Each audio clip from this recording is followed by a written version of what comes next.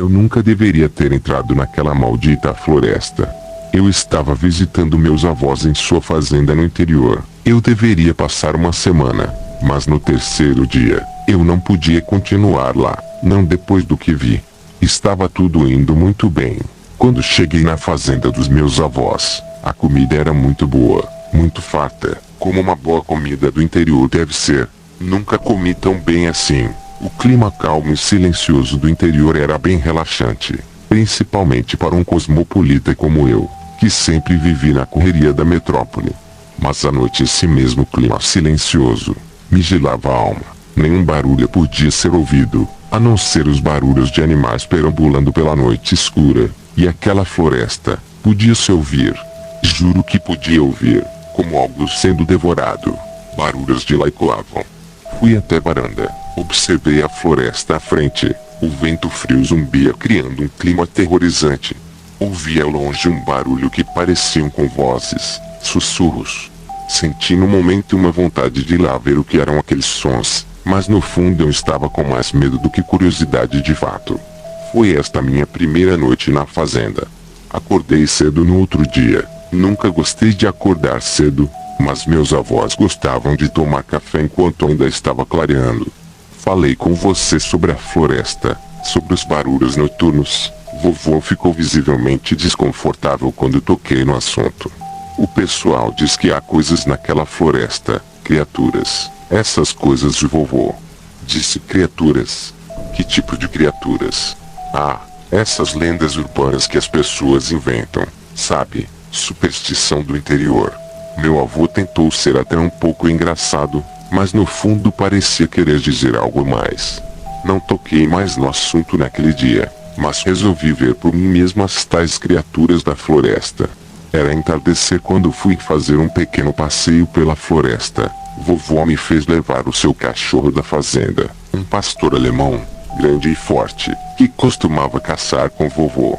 Javalis, disse vovô, eles aparecem pelas florestas ao redor de vez em quando.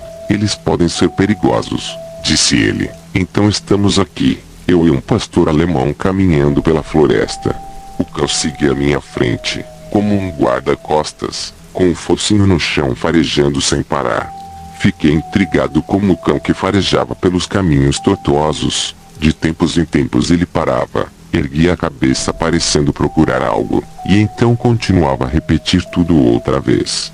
Um cão farejador é comigo.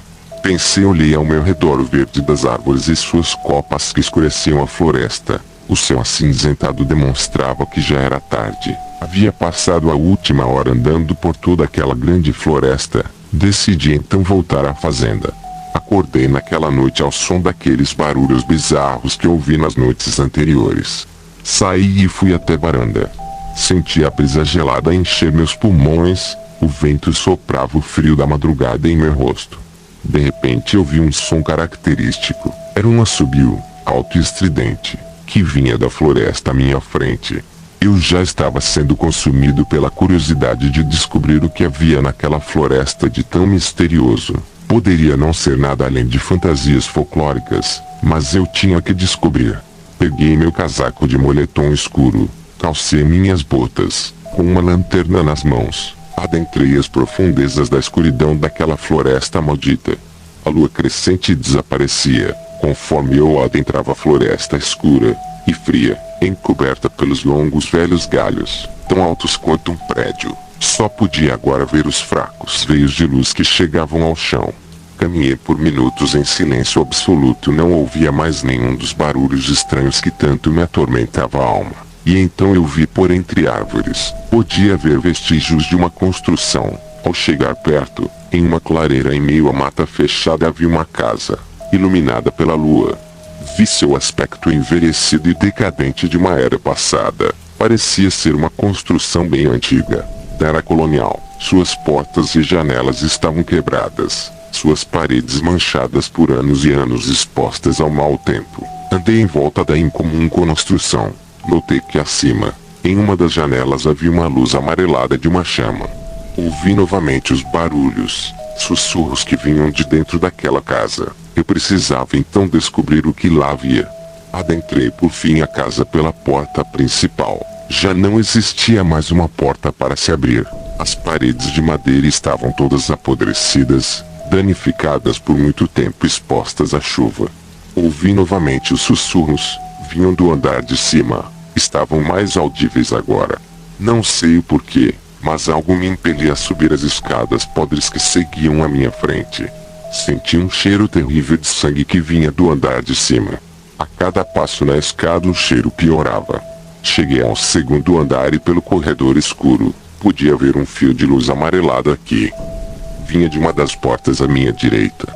Me aproximei. Podia ouvir sussurros vindo do quarto. O cheiro agora era quase insuportável. Sangue e carne podre infestavam minhas narinas. Ao chegar na porta daquele quarto ouvi uma voz bem baixinha, que parecia me chamar. Empurrei a porta, e então eu vi. Uma fraca vela iluminava o chão ensanguentado e podre. Moscas voando por toda parte. Os restos de carne podre espalhados por todo o cômodo. Olhei acima para ver um cachimbo, segurado por uma mão ensanguentada, perfurada, e abaixo um tuco onde deveria haver uma perna. Aquele sentado em uma velha cadeira de balanço. Balançava para frente e para trás, com sua perna decepada, que parecia ter sido arrancada com violência. A ferida estava apodrecida, com moscas e outros insetos. Quase vomitei com aquela visão perturbadora. Mas não havia me atentado ainda com o que estava ao meu redor. Eram pernas decepadas, dezenas delas.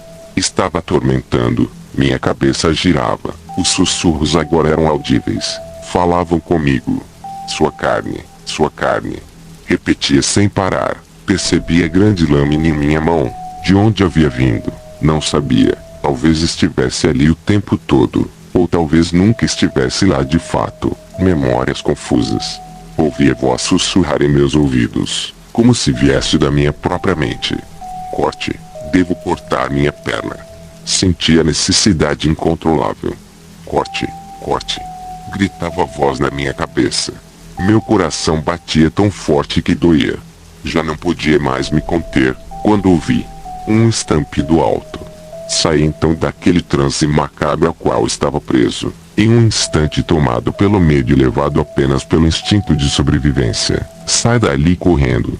Mal havia percebido o corredor do qual havia entrado. Desapareceu. Corri até as escadas e então despenquei em uma ladeira. As escadas haviam desaparecido. Por fim toda a casa onde eu tinha entrado poucos minutos atrás, agora já não existia. Olhei para minhas mãos para ver onde havia uma lâmina. Agora só havia uma lanterna. Parei de correr por fim, mas ouvi algo atrás de mim que chegará depressa pela floresta. Pensei em correr novamente, mas então ouvi chamar o meu nome. Quando me virei vi a figura de um homem, meio curvado, com uma espingarda nas mãos. Levei alguns segundos para notar em meio à escuridão mal iluminada por minha lanterna, para ver o rosto pálido de meu avô, com uma expressão preocupada, e talvez amedrontado. Vi ao seu lado o seu pastor alemão, atento como sempre, farejava algo. Notei que seus pelos marrons estavam manchados de vermelho. O que está fazendo aqui, nessa floresta à noite? Não te disse que é perigoso? Tem javalis aqui, não disse antes. Levou algum tempo, mas meu avô finalmente quebrou aquele silêncio inquietante. Lá, naquela casa, tem uma coisa. Falei gaguejando. Que casa? Não há nada nessa floresta. Percebi que meu avô estava tão assustado quanto eu, mas não queria demonstrar. Vamos voltar para casa, disse ele. Voltamos para casa. Não ouvi mais nenhum dos barulhos estranhos pela floresta, mas podia ainda sentir aquela presença maligna espreitando ao meu redor. Nem eu, nem vovô falamos mais nada naquela noite. Na manhã seguinte não esperei mais. Fui embora daquele lugar, sem dar muitas explicações aos meus avós, mas no fundo acho que o vovô sabia de tudo o que havia acontecido. Nos dias seguintes, achei que tudo o que havia acontecido tinha sido apenas delírio, ou até um sonho doido. Foi só dias depois, porém, que relembrando os fatos ocorridos naquela madrugada maldita, que percebi algo que não havia notado antes. Não perguntei ao vovô na hora o porquê dele ter me seguido pela floresta, e porque havia disparado um tiro, Não havia nenhum animal por perto além do pastor alemão do qual ele precisa se acertar. Aquele tiro que havia me salvado no momento certo. Bom, acho que terei que fazer outra visita aos meus avós para descobrir as respostas.